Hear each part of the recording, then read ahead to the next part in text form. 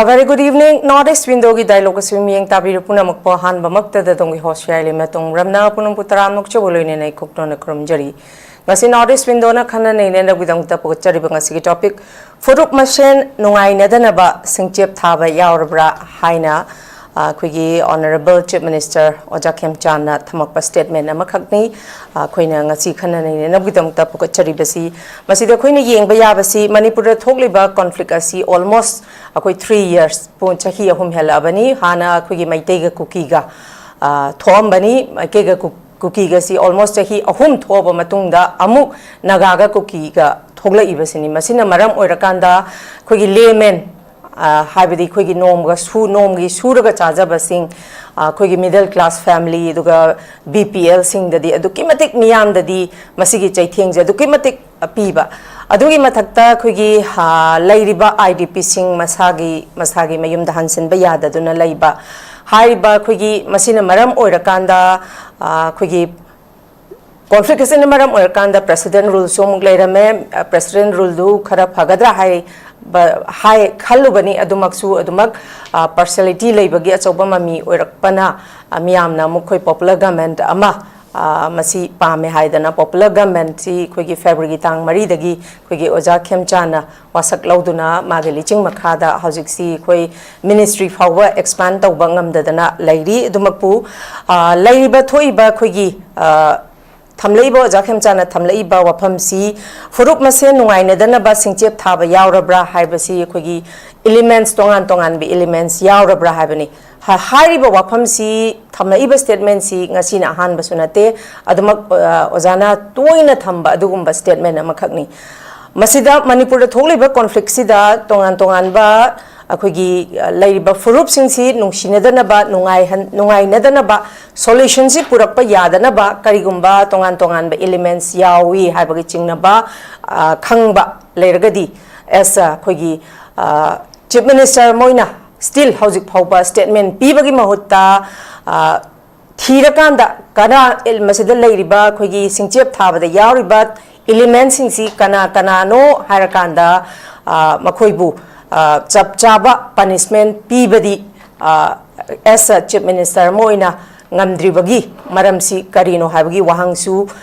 yam chauna miyamna su dumak hangdana lagli masina maram oirakanda akhoi leiramiba tongan ba furup kuntraga taruk leiramiba sing asi amana amada thajana dabagi mami yam chauna lakpa duga Manipur se miyamna ahum thokpagi thokladra habagi akiba amakhaksu lakpa masina maram oirakanda khoigi pukachariba topic asi khoigi tongan ba panelist omna masa ge ba warol kaya ama thambiduna khoi mapung phan bigani ahan bamaktada khoigi panelist hum sakaminga konana takchabagi tanja dum tang myang thamjage ahan bada khoigi pabung KHAIDEM mani former acting chairperson MHRC pabung mutaram nokchari ani subada khoigi pabung colonel SARAT retired army pabung sutaram nokchari ahom subada oja ELANGBAM josan politician oja sutaram nokchari yam nungai jei matam gyoiba khoigi manipur da thoglibe issue singsi khana nei ne nabgidamta pukachari ba sigumba platform asida khoigi oja ahumna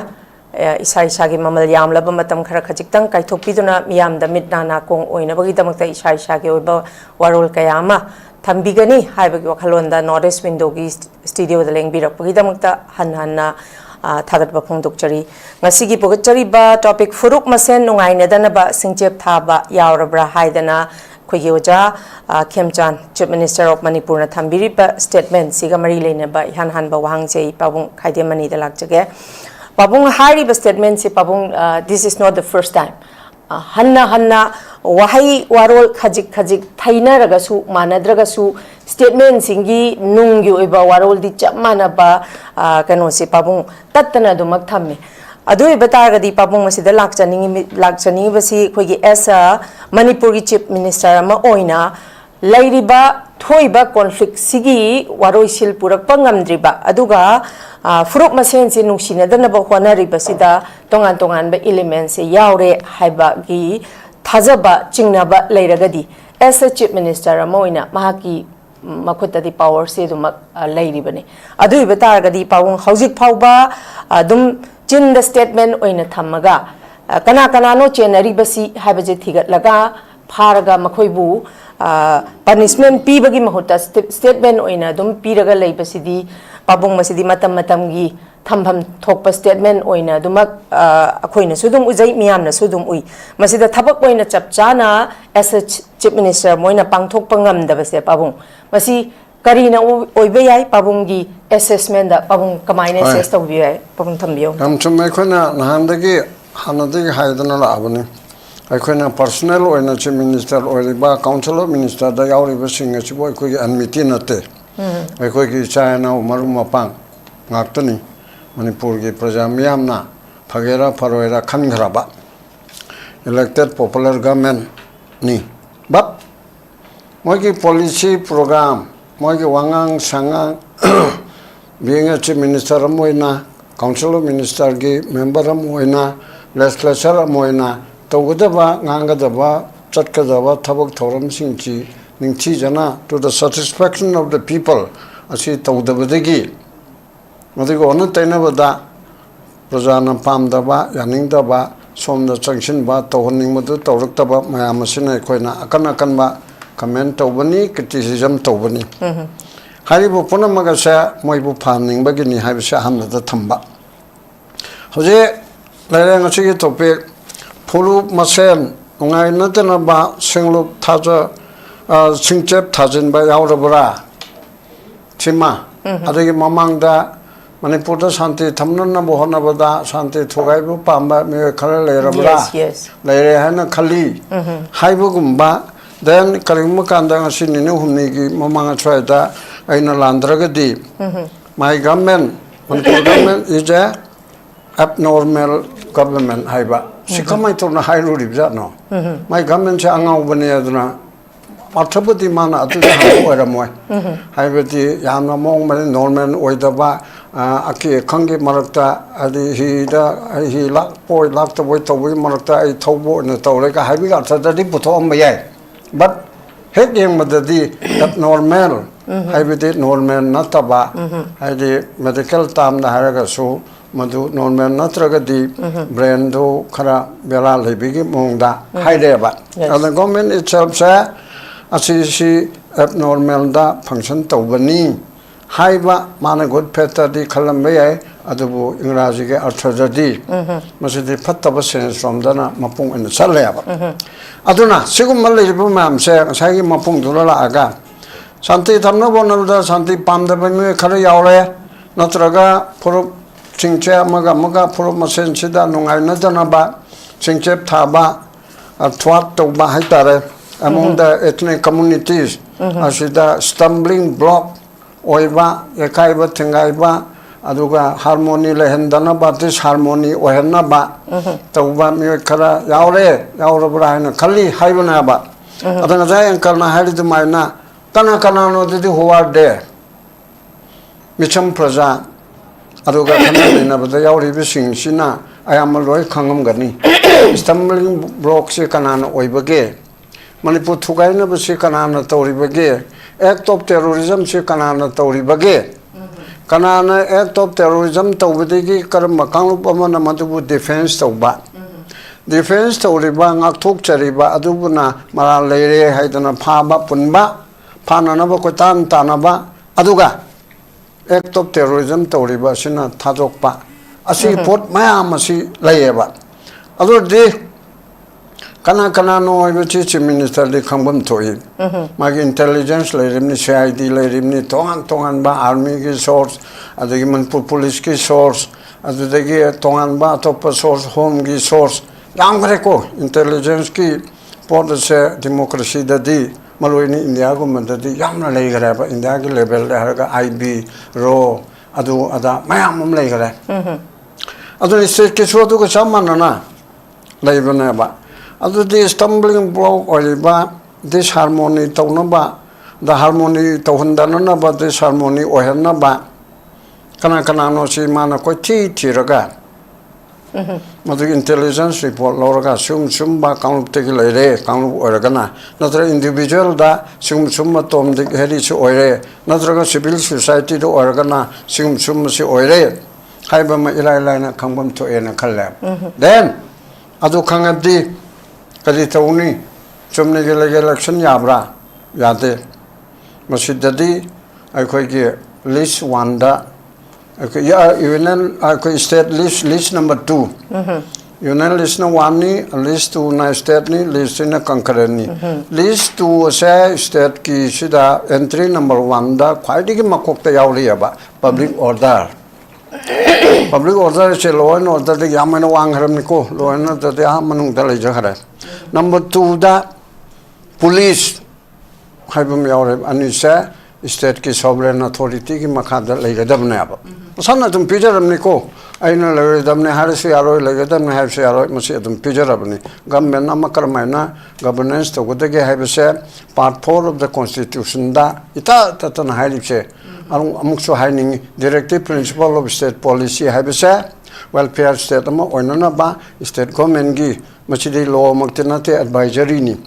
asigi pot asi tawra adudigi law sema kanda fundamental right ki matangda women gi matangda angang gi matangda adugi matangda dai matangda pulap lakadoina aduna sigumba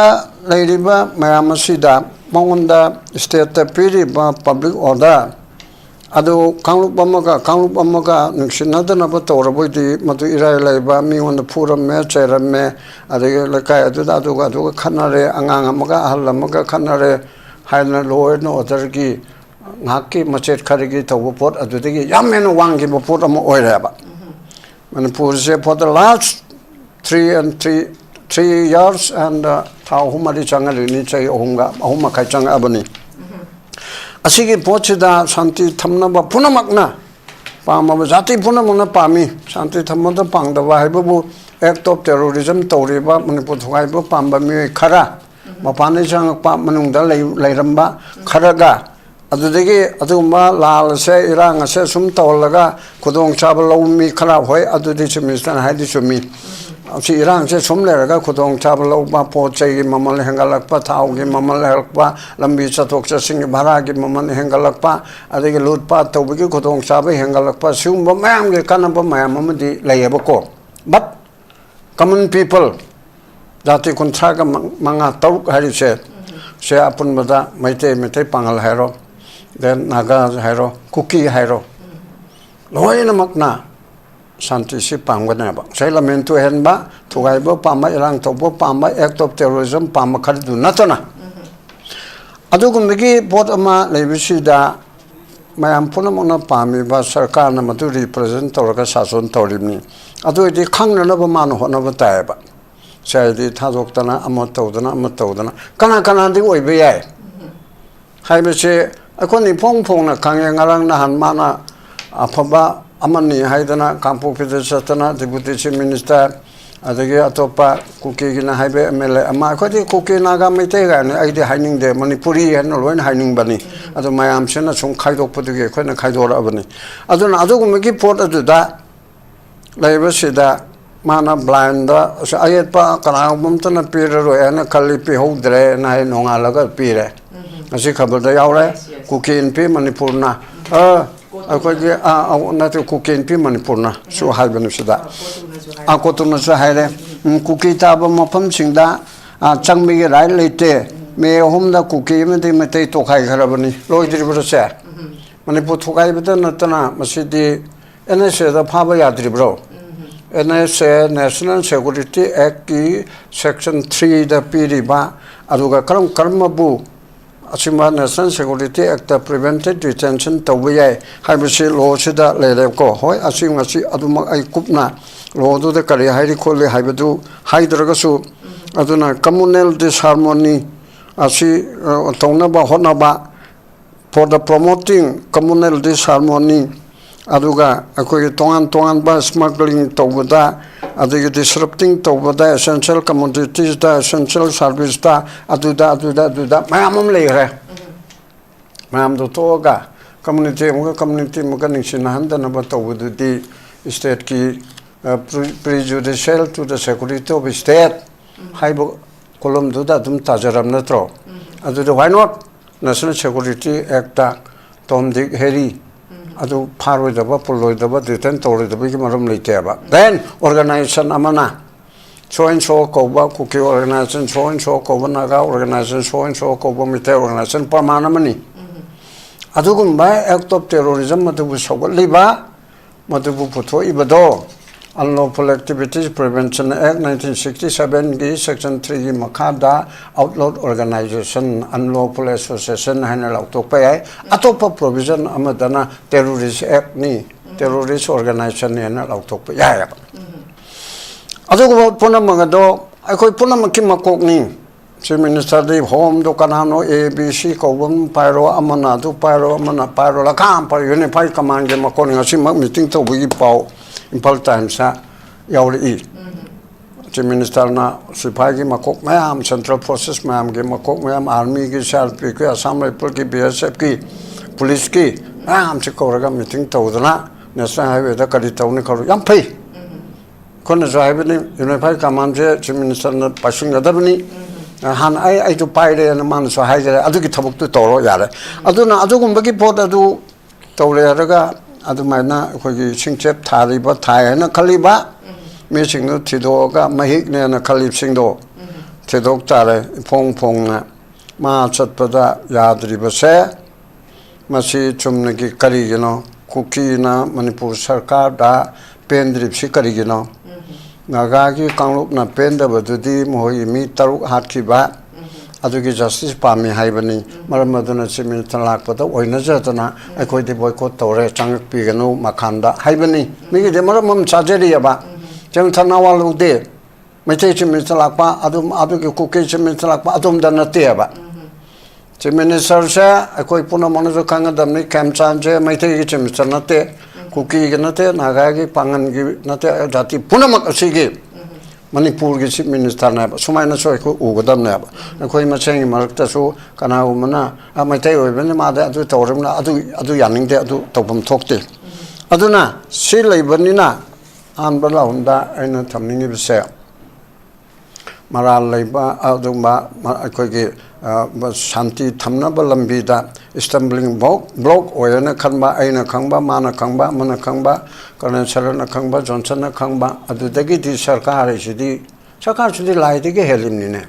Aina Laibu Hantana Hibernate. Lai de Henamami Yamim Sarkarche. Nintogi Mana Canada Palanda, Tetpara Habido. Lord, Makana Mamma than his bench Chakarbati CPM gives him in Tatsipurage Duna Haiba. Satrang board Kumamanishida, Iloin Udam Sikatsu Chugunuga Katsin Kadori, Numba the Kadori, Shida Kaduri Small and Kangadamna. Young Kangadamna, Chimita Kang the way I log in Matana Maukin the way, but Advocate General Amsolo Department advice to Duri. Medical Matanga Doctor Oidabay Minister, but Medical Director, Medical Advisor, Machamon the Peter, Revenue Matanga, Panchayat Matanga, Hill Matanga, Economic Matanga, Punamak Nacha, Minister, all in all never. Aduna Adagumba to that, Chumnaki, Chum Haidan Labor say, Monsieur Hayaning there. I call my Chumatang Pangni, Amatanga Hagashi Haragan in Jerege. I call na BJP Mako Kangde, any spokesperson Kangde Kanakana Gumbana. I call Chief Minister not Togeriba, Asida, Manipur Kanaba, Togeri Matang Pang Biu. I have Naranga top from the Johnson, a top from the Tawiko Haiba. Pangagi, we are ready to help the government. Pangabu Poto Hirokadito Hage. Akoi Dema Pusalo Hybra, Goti Chalo Hybra, Prime Show Unoru Hybra, Chief Minister na, Notre Karipo Tangogi, Notre Guy Kogi, Yam Sonja Haraban, Nole City Karimo Kalama Pio Hybra, Notre Cookie Leader Unarucho Hybra, Naga Unarucho Hybra, we are ready. Of what told the Torah, the Togo to the Hyroba, Chumno Gimating Pangu and the Pangine, Hosicho Haige. Sarachu Yani Johnson Jani Pangeba, Pangadu put the Simtan Kubira o Hayonida, Adu Hydreba, Adonamatu Hayaning, and Pangaya Hibesu, Chumde, Harkar, Tiranga, Toribase, Akona Mayokta Libanate, Koitobia, and a strand pregnant Kaikum Wotkani, but Manipur situation, she the Yum Lishing Tarin Pandi, Yamdravako, subject to correction, as it that they had Tiranga, Yawri Adona, in the Apunamaki and the Torabasu, Manipur, that चुम मत मपुंग फाना लेतबदि करमायना हर घर तिरंगा दु तौदैनो other मदु Manipur ददि खतंग चुना बवाली हाना सुमाना थंगे इन पाबुंग सरत लाक्चगे पाबुंग सिदा थंबिरिबा statement सिगी मतुंग इनदी मसिदा खगी तोंगान तोंगान बे element यावे हाबनी अदु बितारगदे एलिमेंट से यावे हारगदि होय अखोय हानासु थुंगी वाथोकसु लेग्रे को पाबुंग हाइदि इरांग से लुइसिल हनिंगदबा यावरब्रा हाबगी वाहंग कया अदुबु मसिदा लाक्चनिंगबो वाफम से पाबुंग मसिदा एलिमेंट से यावरगदि एलिमेंट सिंगसिना सिंगचेप थारिबा सिंगसिना मखोयगी कानबा बेनिफिट से सोशल अखोयगी सोशली अदुगा पॉलिटिकल दगी मखोयना फंगिबा कानबा मखोयगी बेनिफिट से पाबुंग करीने हाइना लौबा याय पाबुंगी ओइबा पॉइंट ऑफ व्यू दा पाबुंग अंगतंग थंबियो आई हाम मक्तदा मसी पेनेलिस्ट अनिबो काइखुनबा मुचानु पिपि काइखुनु चरी अमसुंग ताबिरिबा प्रजापुन मक्तु खुरमजरी ngasi अखोयगी टॉपिक सी फुरुप मसेल नुंगाइनादानाबा सिंचेप थाजनबा यावरबरा हाइबा वाको सी मणिपुरी याम कॉमन नोइबा वर्ड मनी इंग्लिश की वाइदा common sense is very uncommon हाइबा वाफुंदो मसे आई निंगसंगेबा कॉमन सेंस मी खुदमंगतल यावदेतना मा मसामंगसी चई अहुम हेना थोगलकबा सिंचेप थारा थोइबसे मा खंगदी हाइबरा चीफ मिनिस्टर मोइना माय पावर एक्साइज तौबंगमदबा अदुदगी मा चही अहुम हेना मणिपुर इतिहास खंगदबसिदि मैथमेटिक चाबा चीफ मिनिस्टर मने हाइबतो आई हाइजनिंगदे मरमदी अखोयगी हौजिक ओइरिबा कंटेक्स से अखोयगी सिंचेप थाबगी वाफमसी 1 अगस्त 2005 ता शोगी एग्रीमेंट साइन तौबदे अखो इंडिया गवर्नमेंट अदुम सिंचेप थाबा हौग्रबने चही 19 कुनगोहुमदोय मुक्से सिंचेप थादना दुम लाबनी मसी मान खंदबम तोय करिगिनो अखोय मैतै नमु खुकी दमु तौरे अदे खुकी नमु सी नागादम तौरे मसी सिंचेप थारे अदो ngaran han ma masamung तौरिबा सिंचेप की डेफिनेशन से आई हाजेके उवनी के मरत तासिन सिंचेबम थारब उवनी चेसलले को नुपा मसिनवी कोनबदि कन्न कोनजने नुपी मसिन कोनदि मागा नुपी अमुगा कोनबदि अदो सिंचेप थाब मखलम ने फोटो दो लिबदो ngasi की इंडिया की वर्ल्ड की हिस्ट्री दा हाइबगे नाउ इंदिरा गांधी दा फेडरल काउंसिल क्यूबा चापता फेडरल काउंसिल इंदिरा गांधी कोनजन तो मान फलम लेथोए बको नुपी नुपा म वर्ल्ड स्टेज दा कोनब यादे मसी अखोइना वर्ल्ड ओइरिबा मणिपुर की इतिहास दा सुगम मसे फर्स्ट टाइम आइदि उरि बसे आइदि nga'e bako ngasi मणिपुर दा अनो बा ए वरम रे नती ये ओइरो तो मदु पादु तो पियाते अदो होय हि तो कांगो गदे हंजन चले मा करी की मोरे ते कदुम चते उठको ते कदुम चते मा तमिंग वो कदुम चते होय हि गोइंग टू तमिंग करी की मान हंजन हंजन कनो अखोय सी अदुगी हाइनिंग द वाफम चके आसु लेरी बको मयाम ए ओइरो तो अखोय मणिपुर ते ए दे न साथी मयाम सु लेरी अदनो वा ngang मसे आई यामना हेक्ट नुआइ तबने हेली अदो सीएम ममा था के ओइरे माने ngasibo thingthani hoiba thabuk si kari tawrege wa ngang mudun te khoin pamjeri thabuk oina afaba thabuk tawr podune pamjeri base aduga ngasi ai hajege adugi matik sathi kare ni bu thonga chaba si mai matum thoe ko masi world thok to bani yam ikai nang bu wani aduga india government ho singche thai se ma india government singche thare ne ma haibungam de ngasi manipur thoi base india government singche je kugi akoi kugi ga mai dei marakam thajele हौजी Naga को हुगी मरक थाजले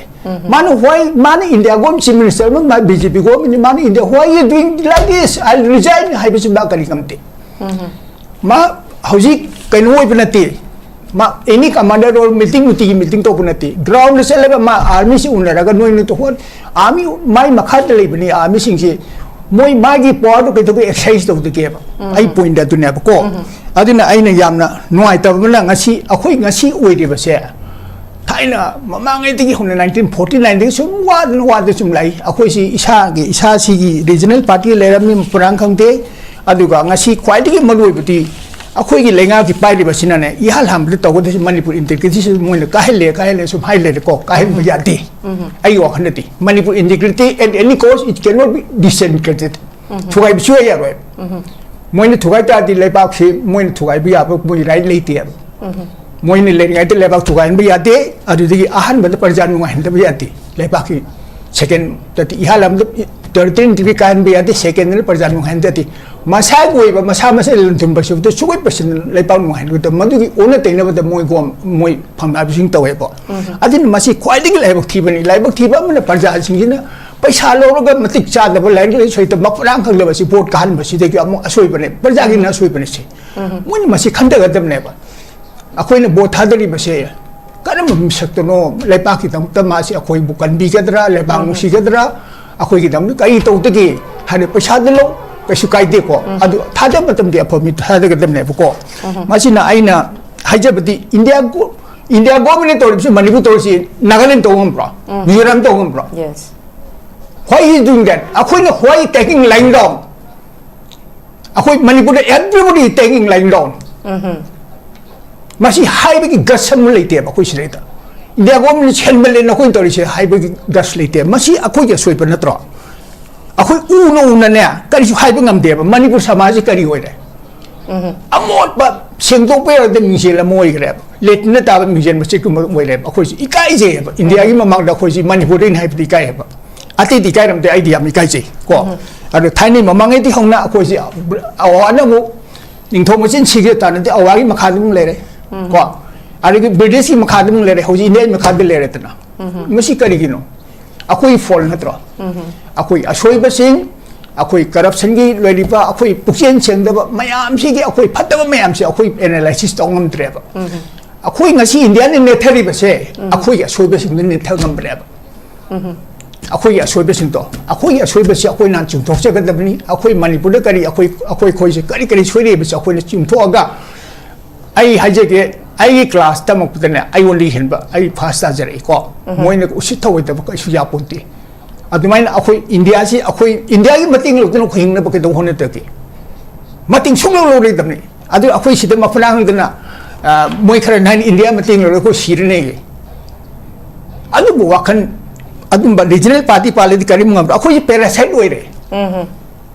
akoi manipur ba ja si parasite oi re ba itom da hingbagi upai se ko thiba ngam tre ba mi on de mi re sa bi habis lai re ba akoi parasite na ai bok di parasite na te di wala su ai di parasite lo punsi da ai kana ga su mating lo roi ai ni re ga punsi da ai buk si to chak mo ru yam ai di mi on di ni re di sa roi masi mate ai principle ni ko adina ai wa khani ato wa pham dai je ge manipur si akoi manipur state se literacy rate kerala gi matang india da second ne bakoi si achok ge matik lai re hi state na achok ge matik phatri si kari gino akoi ne tamil lai si kari gino ba phatta ba lokhing tan ba gi ra natraga akoi si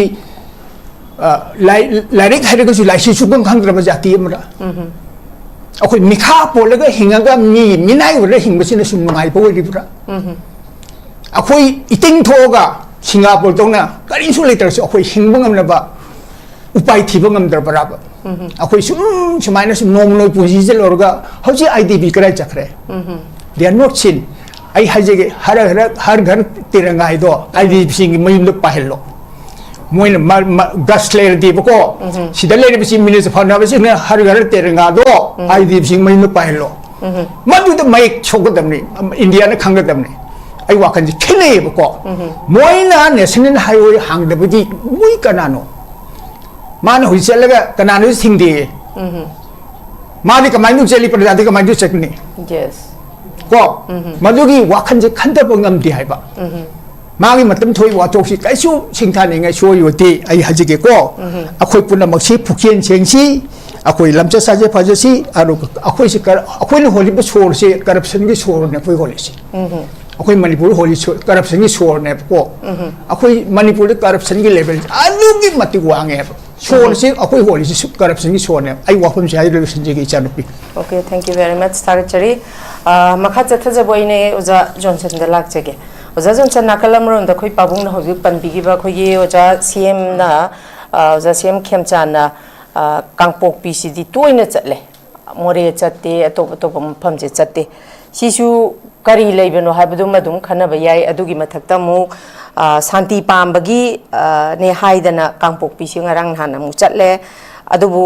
haiba national highway se chatpada kanamtana thingde haire adui tari hanadagi ti akhoi di makhoi gi ana yek po oiro layeng balak pada thing balai te habse lap thokrabani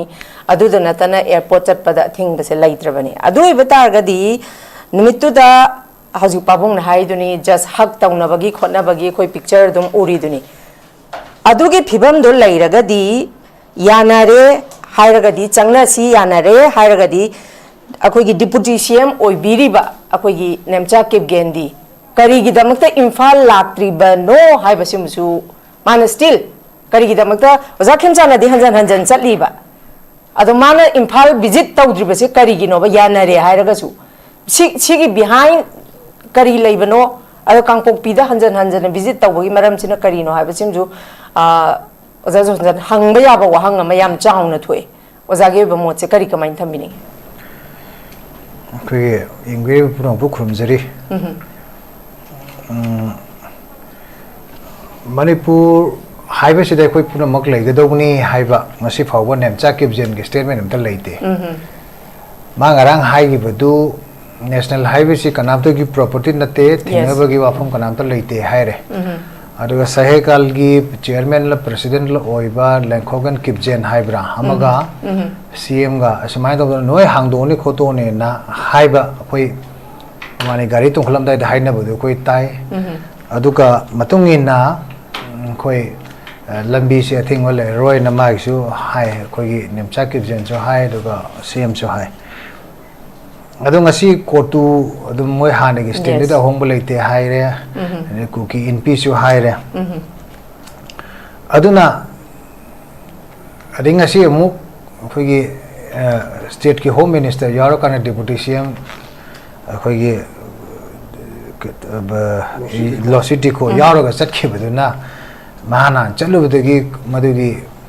political fallout khongchat amane madu matung tara pa chalu ri bane ado ngasi gi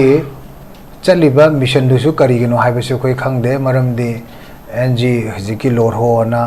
UNC gi president du na ngasi unari badu informal meet ne na haire aduna sigi whole kaino sida sida adam sigi matek sida se dum khange santi thugairi si kanano santi thugairi si karino kanano aro santi thugai be sida mateng pangsili sina kanano haibe si amam tang sung ko na utar ga di koi di haujikti amna khara pinpoint to ga ngang si natraga di praja da so koi thamba si praja na bhap ta namong thambam change UNC una chale budo UNC ki demand mari si kaino khwai fast nemcha kipjen lo tho hai bini yes second da su je abrogate to hai bini ahum subada lailon wifi gi chip si lalboy si phau hai bini aduga mari subada madra chena ba khunama collaborative punama moi dandi pio hai bini hai ba sing asida sarkar sina ngasi phau de UNC gi demand si lei bisida handu khiroi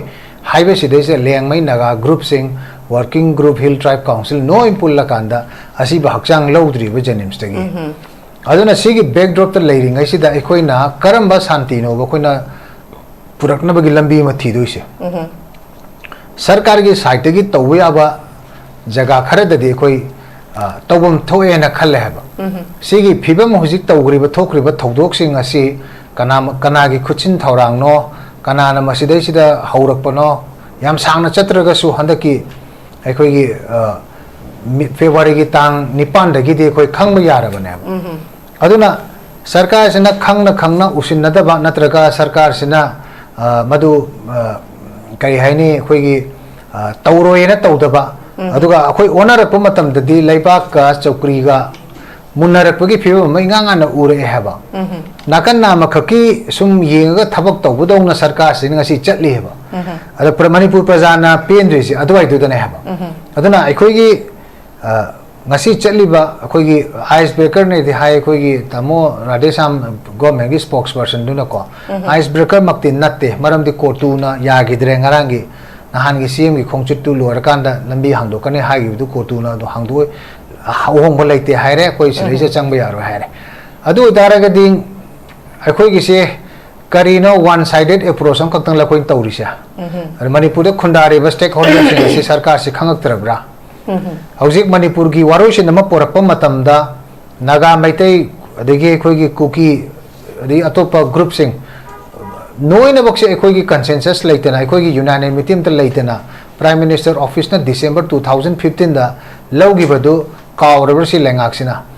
ada kuki yana rakan da lambi phat pa yagani ne khanbi bra yes adagi di irang hek thokpa khudingi lengak sina kanada no khangdaba kanada hayu se ko khangdaba confusing with statement nama ngasi sida topic ko ne yaure Furup Masen Nungainadanaba Singchep Thajanba Yowrabara CM na kana karma context high no karma background high no karma backdrop high no man high se akoi confusing ore ehaba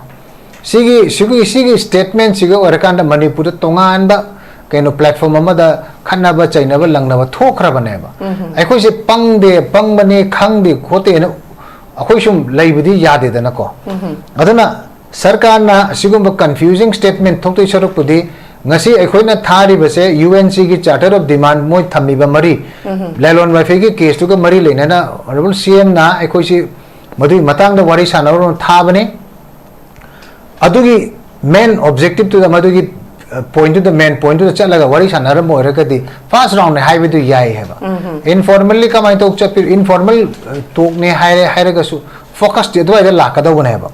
adu karmaina koi yenga daw no hai base koi khangbang ngamde adubu government gi se housing policy am khak lei honorable CM na mafam khuding te chatkane aduga akhoi shanti se adugi khongchat singchi matung na shanti halakani hai base akhoi February gi tang mari dagina hausi fauta count tautar gi almost 6 months sujil lakadore aduna helaba aduni sigi policy se repugnant ore ba lu da haitara gadi masi akhoi masi gi policy se fail ore na hai base amarom da yare heba fail ohel oi haire gadi stakeholder mayam se ai ngasai haijabado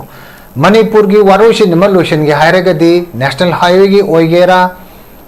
अखोई मणिपुर थोइबा अखोई method के incident पुनः मक्सिदा अखोई stake holder ओरिबा मयाम सिगी unanimity अमा consensus अमा arrive तो ngमदरग दि political यानाबा म लेतनदि कैदोंगैदा अखोइना मदुदैदा अखोई वारुसिन पुरक ngमोय हाइबा सिगी वाफम से मणिपुर सेसो डेलीगेशन मयामगा इंडिया की प्राइम मिनिस्टर का यानागी वाफम अमसु ओइरियबा 2015 दा अदु दारगदि गवर्नमेंट सिना अदुगी लंबी सिदैसिदा अदुगी medium मखादा ngasi mayam se board on board punana bakar mahona raba tangible step koi ugrage ba anjan anjan na haire agoi je tamne so hairi du ne sarkar ki step se khar de koi tawra se ba alaw thok pi ro ba kai hai houdoi no horasi aduga iroina na haji samna haire ba da koi हुजिक immediately पामे बा UN सिना अखोई की नगा लेंगमै नगा हाथ की बतरुक तु असि बक्चांग लौद्रिबनी मखोई से ngasi का माइंड तोरगा कोई एड्रेस तोर कांदा मखोइना पेन गदबा थबक खरदि सरकार सादे से कोई खुद तिंग तो पम चंगे हेबा अदुगी थबक तो सुम अखोई से खुद तौदना लाकति मसाना सरकार का माइंड तौदना मदुगी ट्रस्ट तो लाकदोइनबा कॉन्फिडेंस बिल्डिंग हाइबसे एक्शन ना पुरकदों नत्रो तौथोरक थबक ना अदगी अखोई लीचत ना अखोई पॉलिसी ना पुरकदों ना हेबा अदुना चुमनगी अखोई वर्बली वांगांगा खक लैबा अदुगा थबक तना मदुगी मेजरमेंट अमदा अखोई उबा फंगदबा सिना मरम ओइदना अखोई ngasi manipur gi phibam se sigi hujik laiba sigi phibam se अखोई से पूरा सिले लेंग बा यादन डेडलॉक तों ना अखोई से फाजल पुंजल लैगदौरेबा अदुना खोंथांग खुदिमक एटेंग खुदिमक फगदोइनी अदुबा नाम खकी ओइगुम से अखोई सोमने के रेस्पॉन्स हम तौरदि असोमना कंदेसु रेस्पॉन्स पॉजिटिवली रेस्पॉन्स तो अनबम चंगे नतरगदि अखोई लालकदोइने बको अफब खोंथांग खुदिमक मदुगी पॉजिटिव ओइबो रेस्पॉन्स हम लाफम थोयेना खलेबा अदुना सीएम ना अखोई मणिपुर लेंगांग ना हे अखोई मिफम दा गवर्नमेंट की ऑफिशियल फंक्शन दा नतरग पार्टी की फंक्शन नमदा हेक्ट सुमाइन तौदना अखोई मणिपुर दा शांति पामदबा मीसिंग लेबदौना तौरे शांति थुवाइब खरा लेरे हना हाइबसे गवर्नमेंट तु की मागी फेलियर दु मसा मथन द एक्सपोज तौजबने लवेबा अदु खंगब तारगदि why not करिगी the Makta मदु मयामांग the मदु थंबिरो अदु करम मीनो करम कना कनानो हाइबद को आइडेंटिफाई तवजब खंगबिद्रिब्रा अखोई मणिपुर मियाम की वखंददि सुमाइन तौदना बर्मा दगी चंगपा कुकी खुलाई पाइबा मयाम अमा चंगसेल लकांदा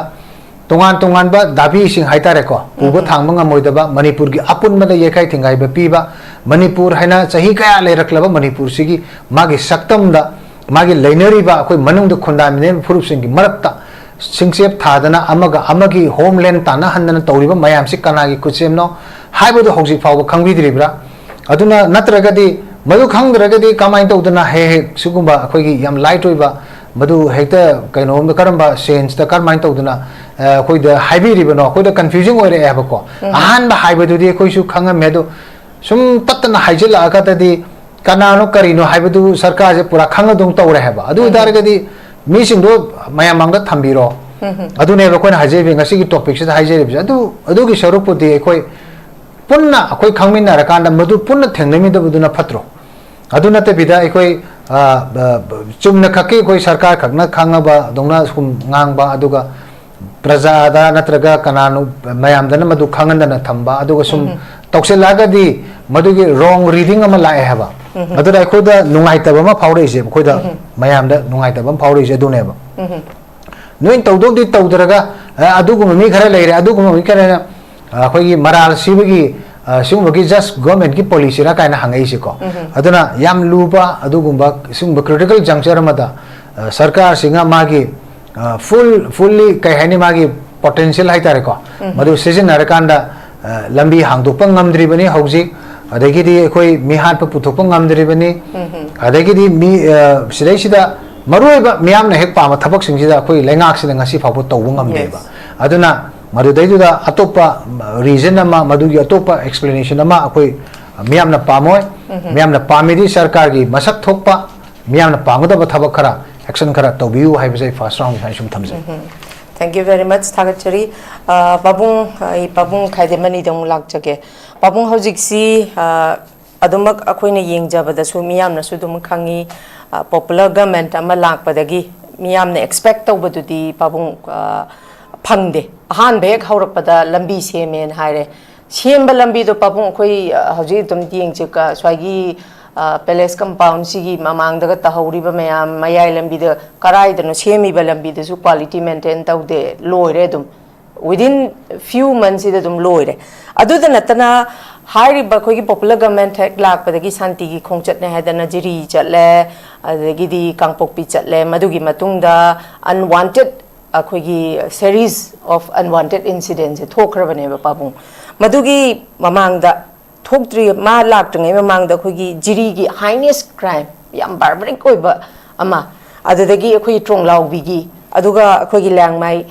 ichilna taruk matup ka aga hat pase atopasu mayam rishikanta kari kara dagi somda church leader aduda mayam leire ba babung si mayam se enaya da sinare haye dobu chap chaba mahaki lengak se hek palak padagi concrete oiba action ama concrete oiba development ama miyam na pamba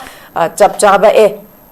sini haiba mara leibado sini haiba je ngasi bo puthok pangamdadana lengak na leibase babung hangba yaba wahang se kain hai kanda who is afraid of whom haiba wahang ama khakla iba babung kari kamain thamini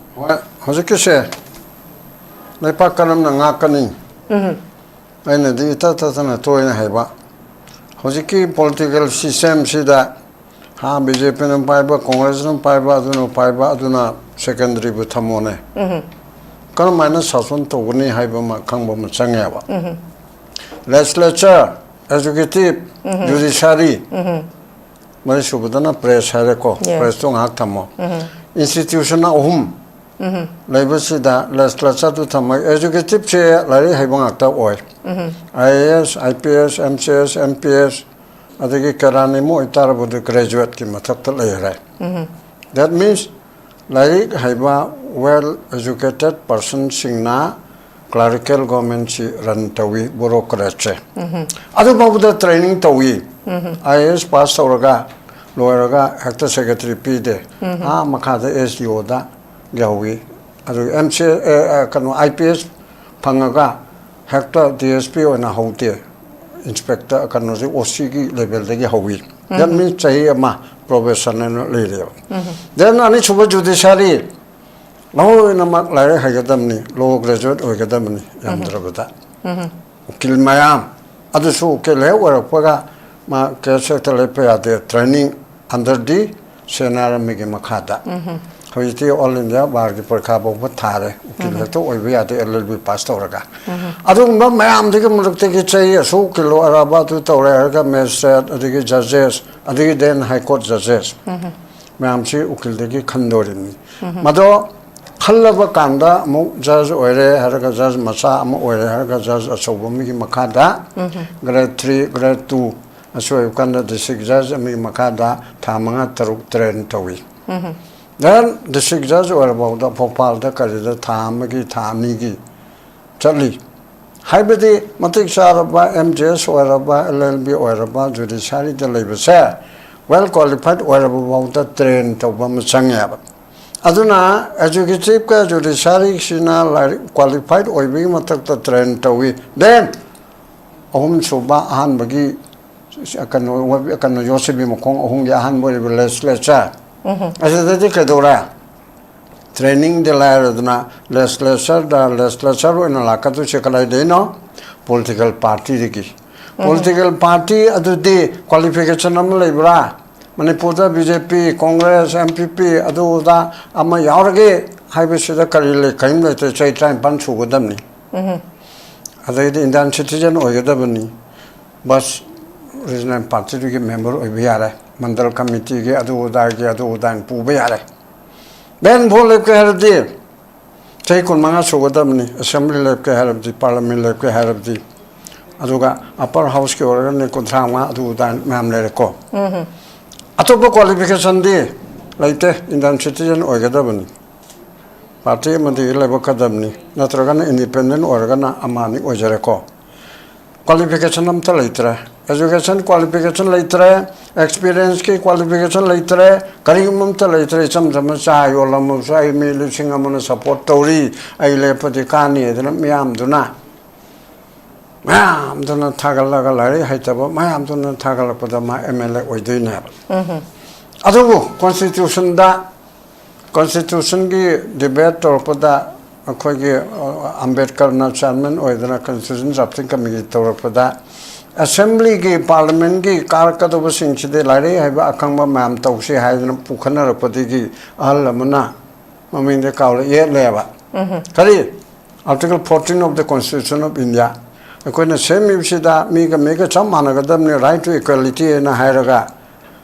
Lari Haitaba Kongangamalere, Maduguma section Namalere, Assembly Constituency Lere, Lari Haibama Mapandigine Agalepan Gadro. Yaro. Madu Prazaga same represent over Nate, Maduna Larry, Haitabadu qualification of Beate, and Tumgi the Rebako. About Tachula, democracy Hibanidana. As a democracy, the Matiksa, the Bulam, the Mum, America, the day, as a question arised of the Blona Mahigan Abomoidati, Britain, the day, America, the day. And Madu Mamali Baduna, legislature and Harakan the Jen Horan by Miso Pramanamani, as the drug Saram by Miso, as the drug Lalon Maso, the Gisa Yolam Maso, Maraki President Bo, Oibia Rimnico, another Naramoto in Hantana Habanati. Any Tom Dick Harry said, electo we have. Adu me put a moinang sagi to the Aga. Sason to Ribese MLA, Mayam Sigi Maratiki majority party or parties. Aduki leader to Bo, Governor Na. Chief Minister appoint Todini. To buy Jimana Kanbo Haiba from the party majority party leader to Sini and a Piragamana button Taragai Todini Constitution Matungina. Then as the other ministers in church ministry advice Sagi Mana Hapadurim never. Other would Adugi Miam Kangi before the Constitution Kangdava, law Kangdava, politics Kangdava, Mayamum Satum Karapa, Nina Adum, Mayam, the Marategi Masinga Mavanina, Adugi Marategi Gamen Semi question la Eva. Adudi, Sagi Bimana Hangibo question to Tare, Adudi Kamtongamdre. Aduna. Adu high roads and Larry Habang Atana government pipe Yabra, Hirakan to me, Larry Habang Atana pipe get about the Nate. I'm the Kangadab Namco, Kanga Suya, Mantri Mondol or do. Madam de Magi advisor, I give do. Advisor law, Gimatana Maukin, Natrap Solo, Tambina, Batapina, Mam, Advocate General Law Department, Additional Advocate General Government, Mam Lani, Hair Kilani, Education Gilani, Review Gilani, Panchayat Kilani, Finance Kilani, Mam Lane ever. mayam che buru ko lai se popular government se mateng pang na ba na adu da khar sindok chin jin haiba thauna leiba khar su khang ba da ka leiba la ri ram na haiba na chim so oi da ba de hai de ba ko la ri so dum chana ba ya na haiba adu ga mi amana haiba si juning chi na khang ba personality du khara wang ba chief minister amoy na council of minister amoy na adege kanoma lo ma harak pa tap tap ta khang ba ngam ba o adu lo na ya da bra adu ri ai na to tok sin me ate ka ai ba gam na personality wang ba adu mi pot amoy na lai re to ba mi personality wang no ge ali mudin na ai da na tro manipur se bhajana ran to ge na tro sipai na du da na ko ge rose ge hai ba no pi ma cha ma 1972 ge da da okul da BSF na tamthina sarak tamaga happy bedo alma tamdiga IGP na sa moche BSF kamuna tawune de khangya adu faru o de sar faru pa yalo central ki government ga du yaw de adu di nangi bilai lok thok tare adi bilai lok thok pa mangna trasu ko ne inani nang IPS ni adu su aina lok thok kan ya de sar phajar ke nonga la ka phai adu ga ifom tok pado chumantana India ki oiba BSF na sisi tawramena government to India ki home ministry de ifam tokti iraga aingi matu ina court martial tawra khotpa adu tawra chathaje ba aduna aduguma portfolio laire haitarab su adiga arkedan bi ani MN haide maso ayera ayashira subject to correction aduguma den phajana dum ran tawi magi government do yamna pe na tawi de pai pote habidun amani ko administration asida hakta makagi mena police officer na ai mapandi SRP gi commander ni IG air south ni ga haraga muk pokhot padu yahandaba gi port amawina tawya ba mado present government china tohning haibana ba adugi era du da tawubudi atai government china kharap paraga khona BJP da har shege BJP shino chaye ohungi manungda manipur da tawbuchi gi engoragadi rajniti si yaudabana phare na khalle ba kari rajniti no whatever center na haibudu da tawne congress phatre haribse mamangai da mibagi hojiki jena taba mamangai 2009 10 na da situation yam phatal no muiba changan ba yarwa na center na changalo hairim ne ko prana mukherjee na chidambaram na de anthony na defense home finance mantri chaubo home china special aircraft tharaga hairim ne ba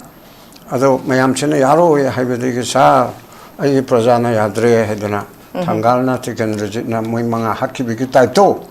asi to ya ba madugi bo bi ki congress ki phattaba hat pan tan upai leite ga haiba 10% ga mayam am le chumi but hairi bi hiram adu khakna chingkhat le ba then the sabira lo thok pa yaro ente impal de gi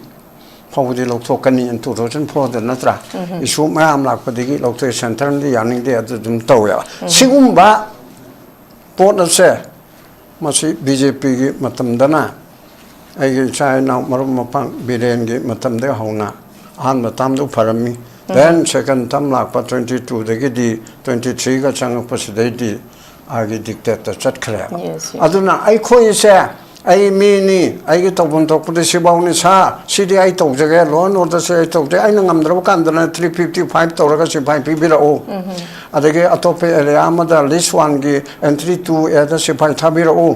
ai gi sarkar da mateng khara pang mi se hai ga dam ni hainari ni central gi se 5 si na ba ya ba du unified command ma 2004 de gi se meraga mayam tongan ba harak ke dik lak political will laiba mi adumba mayam tongan be structure la kuna amana amiki makha pona bana tamni na sida ngau tare dana madubu coordinate tona ba unified command haidana manipur sarkar gi makok chief minister na chief minister khaktan oidone ba home pai da bi da khalite chief minister na unified command toraga hoji o ya hadi se ko asi toraga ada mogi mara leba aran ma to mo khotpa dandi work po wate madu center na tokja sanu but here in the state of Manipur central process mayam che masu minister ke control sai sarat na council na so hai to man loina ngam 57 mountain division ke oh Mr. so and so honorable chief minister dijay nang cha class am thamane songtla pe kamal babu ko bu mangi bu kaman to no khotpa sita khat pe yadra masi khara thuna yang na bu to biu adege kanoge strong la ubigi torbe no 24 hour ke manu da hari bom kapa me da do parak poro but one thing no there is no one thing I poro harisini ka ai na khara to honni hai bani da adu to da bani na sai be mana hari do akhoi na pamba model ti tadre rajniti gi kanglon se laipak ngak pa se masi any party na par ga rabadu da hojik se masi center na control si tamun gi dana akhoi se kalim to bangam jada ba papet ga men na haire haidi haining da bani important oiba adu ma kalim ta ngam jadra ba sasun gi mong am da lei bese akhoi yam nungai te adu ngasi makti ga to thauna phau hakto to bio operation to yaro ya jung man pu thogai na to ba terrorist act to bu Narendra Modi ni yarim na tro zero tolerance hek terrorist hai bu pona mak se sino da han ta hangel ni am bhole hello hai bana ba madu hekti ilu ne atopana ta ba adu to bu de koi pona mak na support to gune ba sangman khabra okay tha ga chari pabung ai pabung sarat tamung lak chage pabung na kalamarom dang asigi pu chari ba topic si khoi gi Singchep thaba element yaure habne ba element si manipur da akhoi gi manipur si da element haiba kaino si Singchep thaba miyam yaure adu da natana tongan ba ethnic group ki marak ta su adum Singchep thaba se yaure habne ba pabung yaure habasi khangna statement da dum hanjan thamme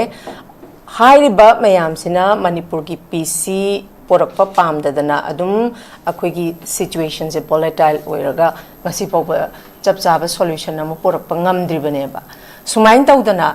hairiba mayam se khangna lenga ki maikaidagdi kari shu tawba ngamdre habse pabung miyam na khange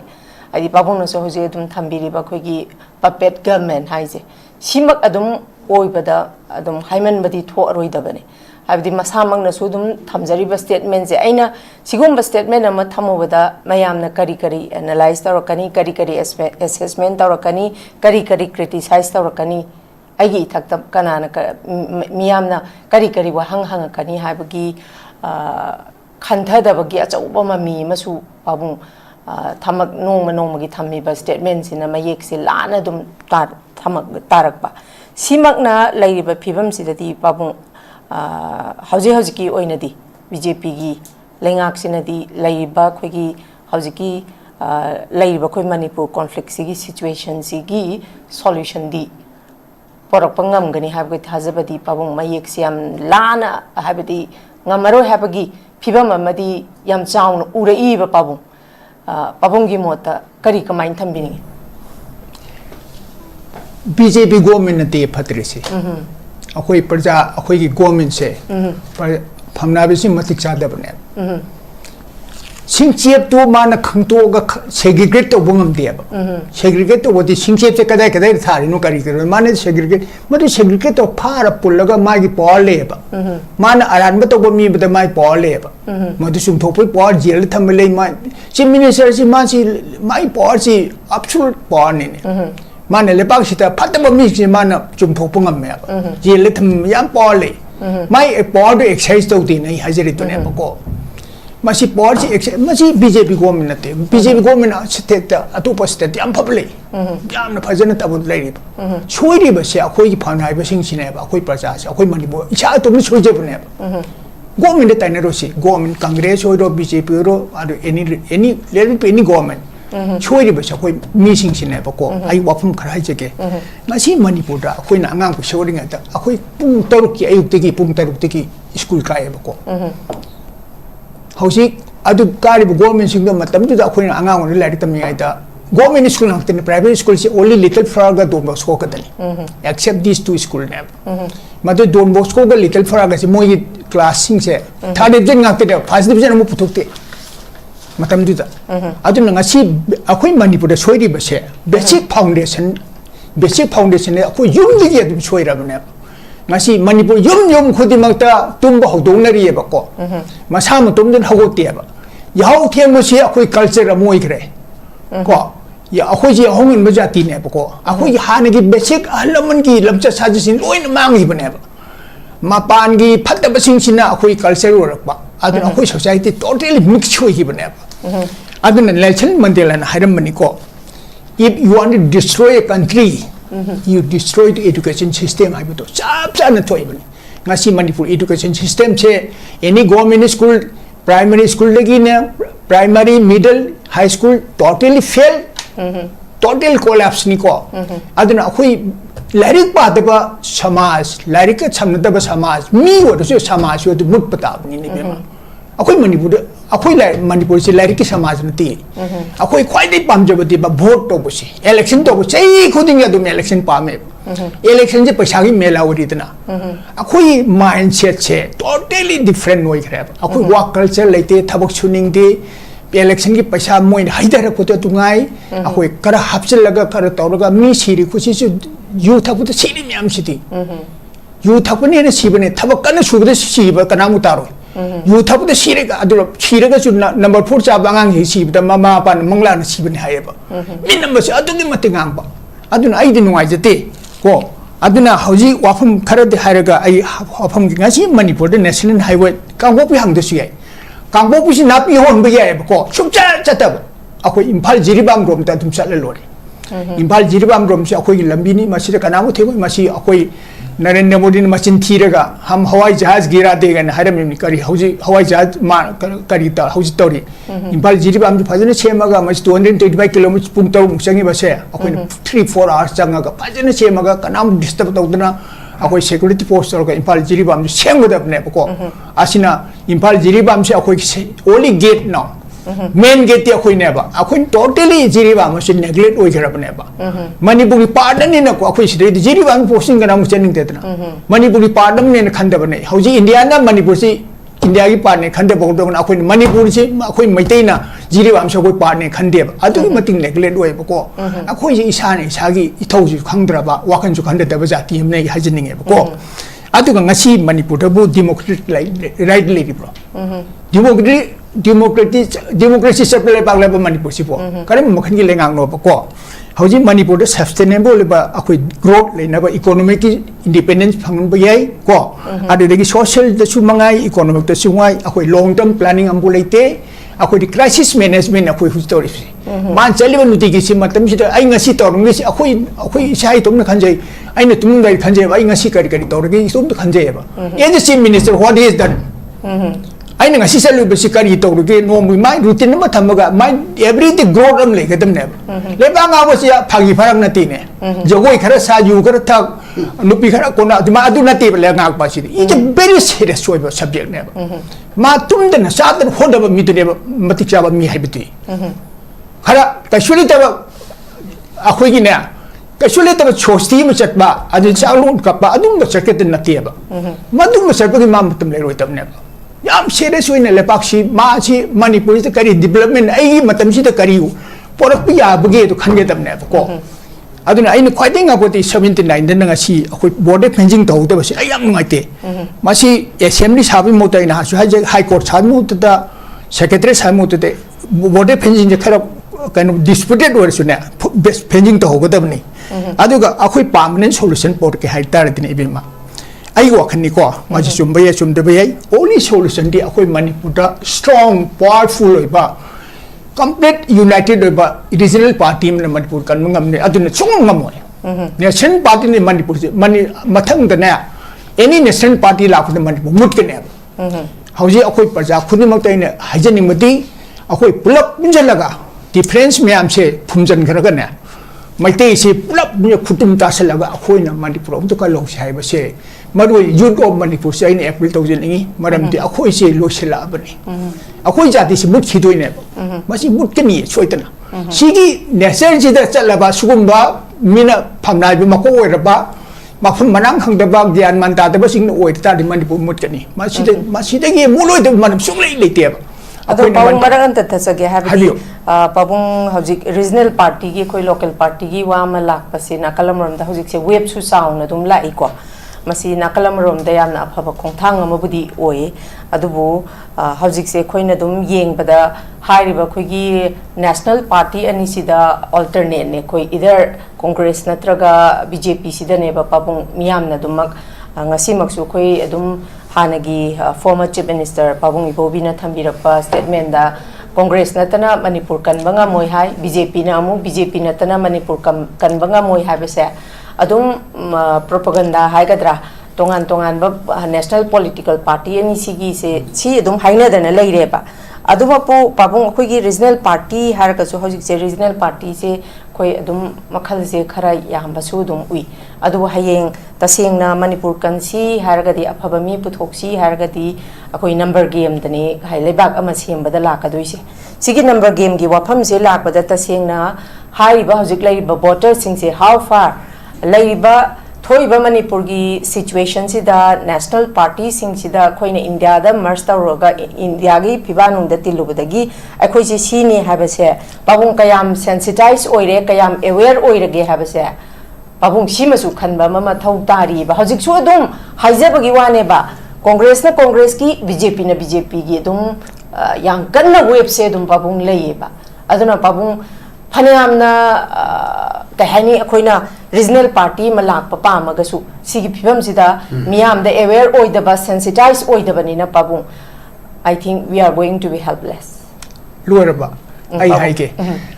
BJP Congress adatati tetena sanani do samput ani litra sambugai bchanani changdro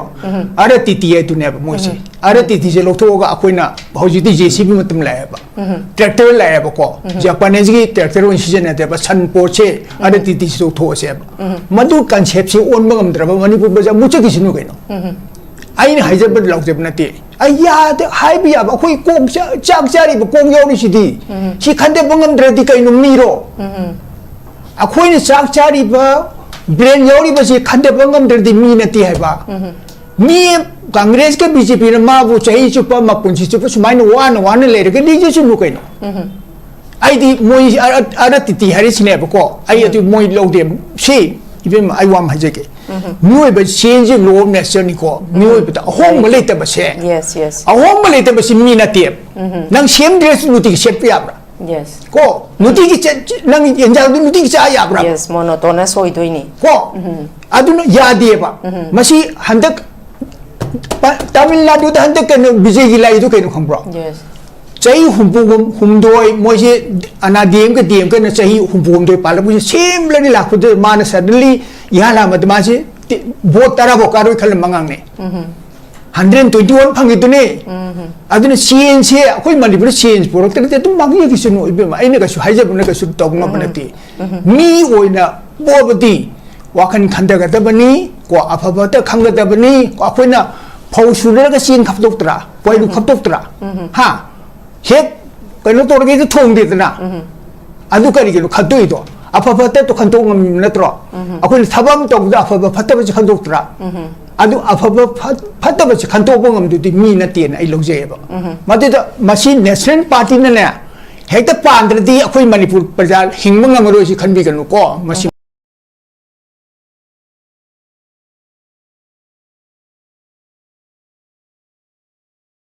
ai hakcham chole mu ai wakan sina chondi haidati ai wakan ni hingdoi ne ba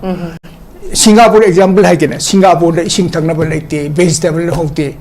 ko man kapga li ko insina man semak pune ba ko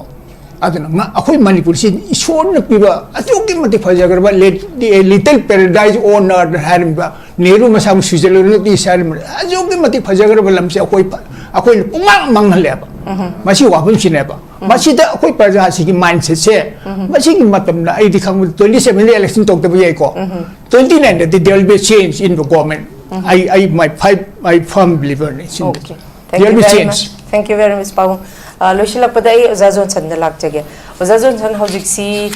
laiba khogi marui ba ko se hojik laibak ta tangdu leita ba leita ba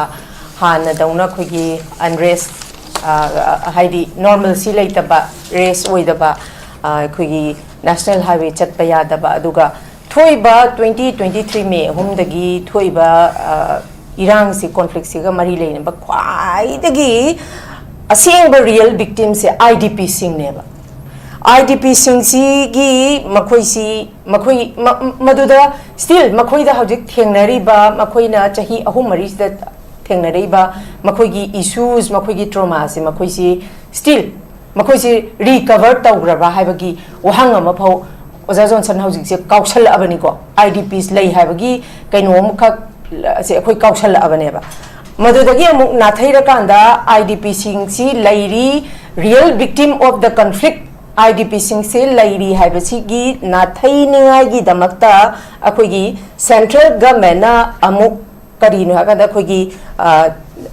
nathai raga chatpa yanaba akoi hojik se amu pressure group singchida oja koi census ki NRC gi IDP singi wari se haidi lebak sida hojik solution je porokpagi mahuta hojik kahani koi NRC gi census ki achau bai shu oidana koi leptana khongjang jang se lagani khot kani haidana sugumba haidi nongma matam matam gi oibe issue sida divert tawraga dum oja koi ji chatlaga leireba but the real victim of the conflict haiba IDP sing sidi akoina kaubagi phibam am khak laksile eboja sigi sisu akoi masi lairiba khoigi more than 60,000 lairiba IDP sing sigi matang de khoina nathai raga chatpa sisu haidi nathai bai se nathai nan dana nathai badi nataba hojik NRC update ta haudragadi adigi census adu tausan gragadi hayeng delimitation the soira agadi kholagadi lebak si loirani haidana haidi dum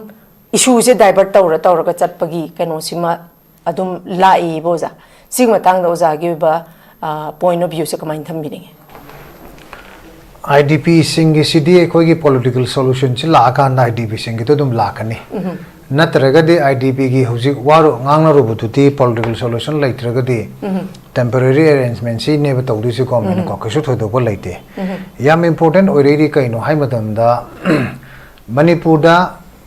laingak pa hai ta government every government si government hai sida sida chief minister agi council of ministers ati magi support toba MLAs mayam lairine ruling opposition na khairga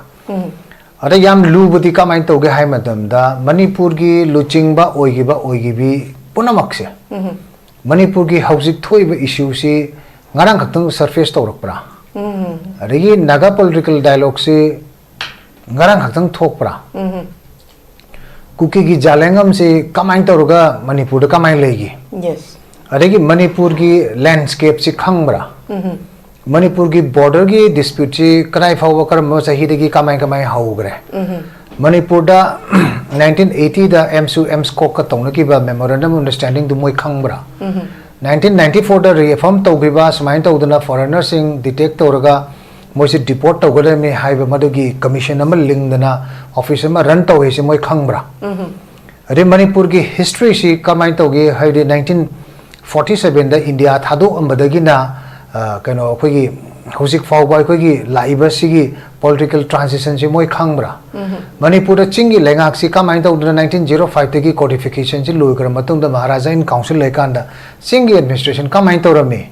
manipur gi chingi jaga sing da moi gi dispute tholko matam da kana na waile karam ba logi bibak le rame haibina chingba sigumba singa se koi khangbam change haba khangdaba Baroina Maduaida study ta hodaba political magi ngahaki kaino kari hatare comfort zone amada lainana ba honna kiba only lengak ta maru erakanda chathaki ba adugumba electoral practice ama kha koi matam gi oiba leader sing duna tu chathara lakhe se koi moida koi chaibana chate ko madu gumba gi chatnabi ma leirambado aduna ne boi ngasi kairi se ngasi isa irang asuk kan ngara kan se method ki incident thokharba matam sida sida koi lekai da leiriba केंद्र की MLA Singh देखो ma'am वहाँ हंगी बदुने बा मोई Singh voice थोपंगम दृश्य कई दोगे ना प्रजा आचम बमिचम सिंह थोक कान मोई थोपंगम दृश्य करेगी ना ngasi लूरबा मतम सिदा इसिदा ngasi से national highway blockade की मतंग द खंग दे अदेगी दे कोई मणिपुर द लेरिबल अजिगी मरुबा इशू हानंद की February 9 दगी थोइबा कोई नागा कुकी मोई अचौब इरांग म थोगलेबा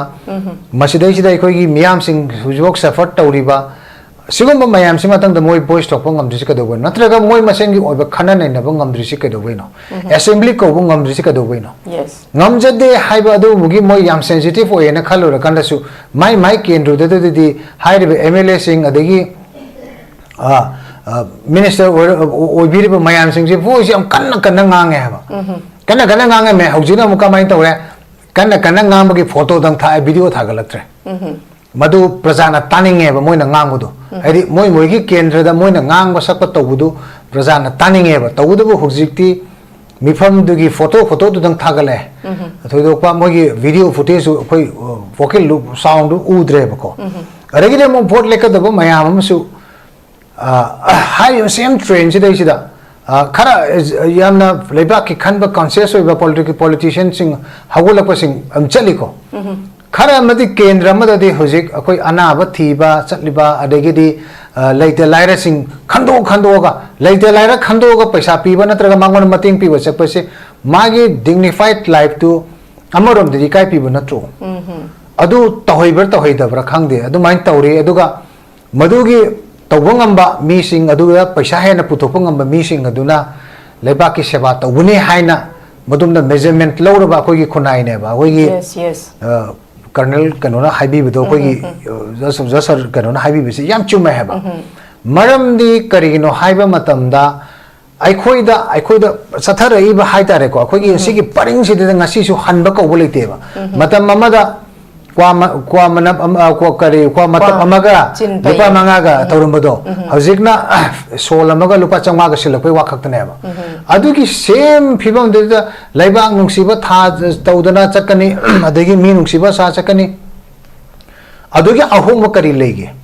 मागी मटेरियल पीबदु मदु होंगिबने मागी वैल्यू होंगोय वानी चन्नबी नीति दुदी हगुल्लाइबा इवन अमंग द यूथ जाम यावरे कैनो हुजिकते आइदि केंद्र पंजररोय आइदि अखोइसु election तौदोनिना अदुगुंबगी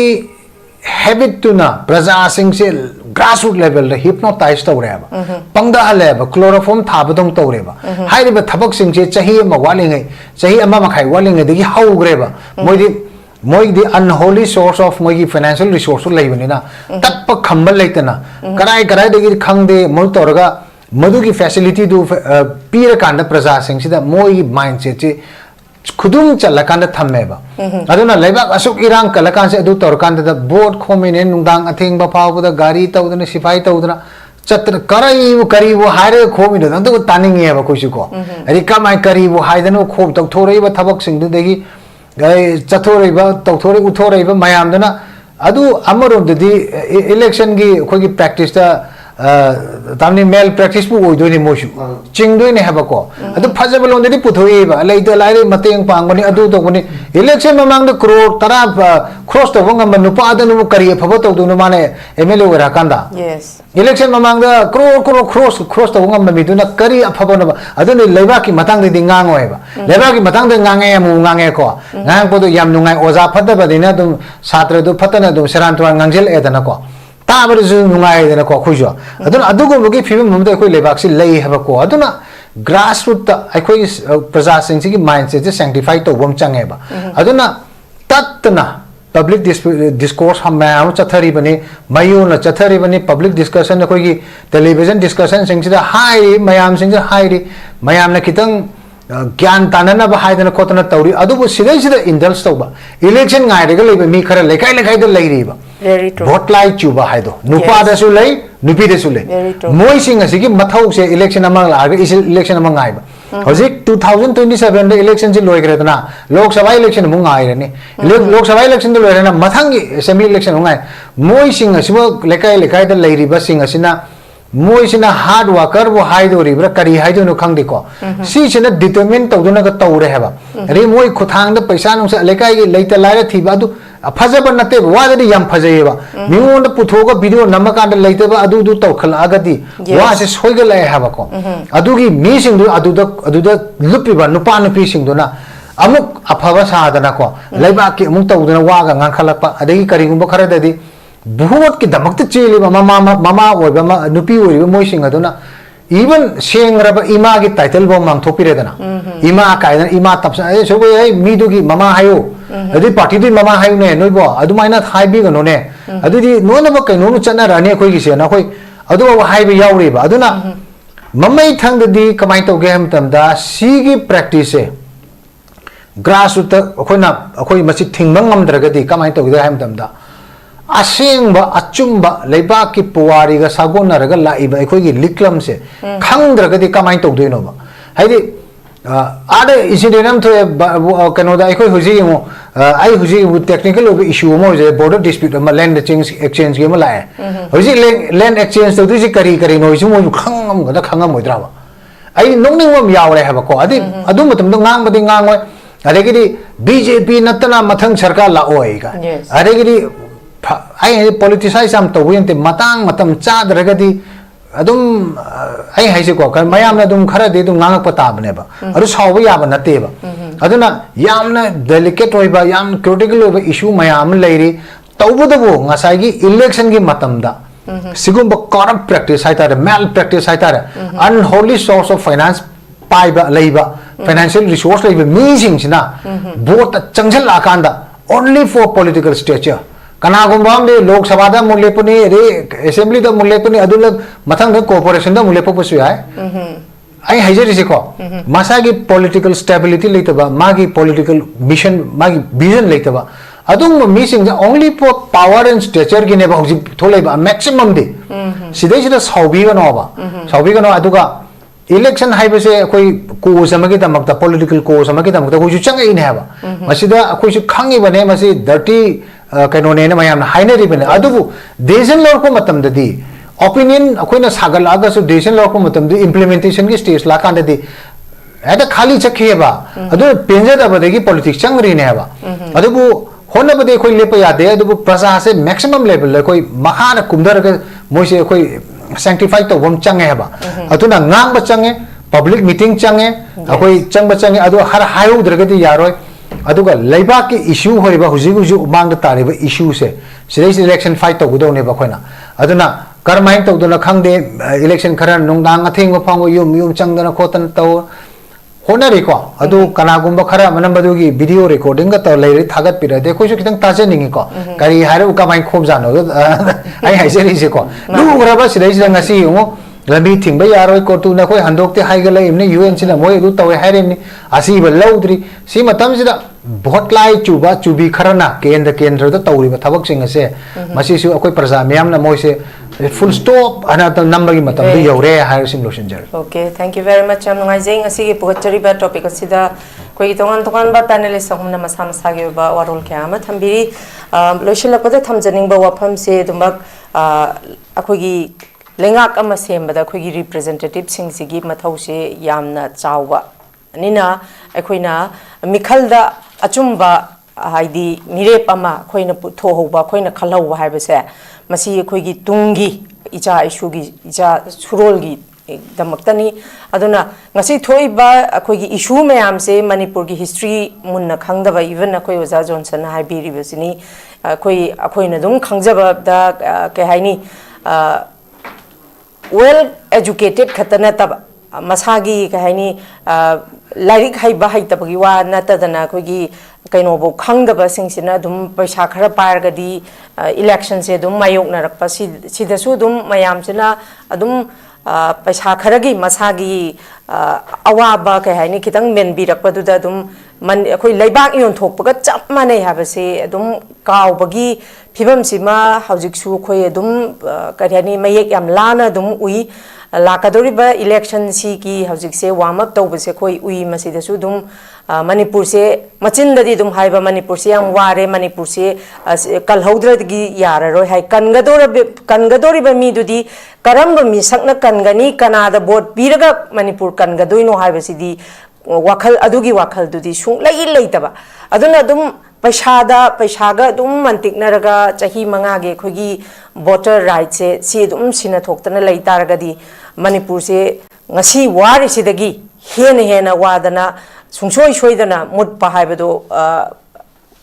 matudagi hena hainingai bu leiti lakadoriba election sidasu akoina karigumba masi lakadoriba election je pangthokpa taragadi masina manipur kanbagi achauba kaino makhak awonba makhak oigadoribani masida koina aranba mihutta akoina chahi mangagi akoigi voting rights se pigi betaragadi adumak paisa kharaga koina sinagi betaragadi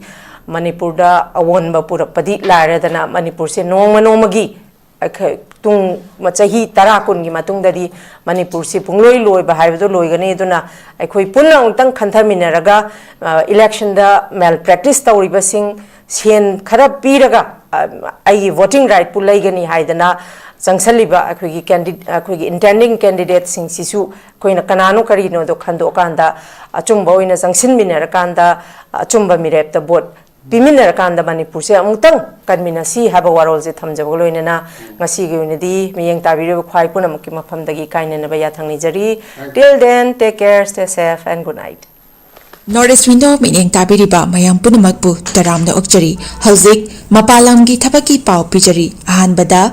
Atubagi Oina Dubai warehouse worker gi Tabak Gauri Hairiba Tabak Asi apply to Biningba Miyosina presentable and good communication skill Leibatanatana Masagi Chahi Kunmathoidagina Kuntrataret Paubada Leiba Oibigadabani Hairiba Tabak Asigi Pizariba Kudong Chabasing Adudi per day 12 hours duty hours oijagani per week ta 6 days duty oijagani 2 years work visa pijagani loinana accommodation and transportation pijabatanatana medical and insurance su pijagani hairiba thabak asigi thagi oiba salary lising kuntaretagi haujagani ani subada United Arab Emirates ke driver gi thabak kauri hairiba thabak asi apply to winingba miyosingna Indian car license ka loinana Gulf ki license leiba oigadabani amasung basic English communication leigadabani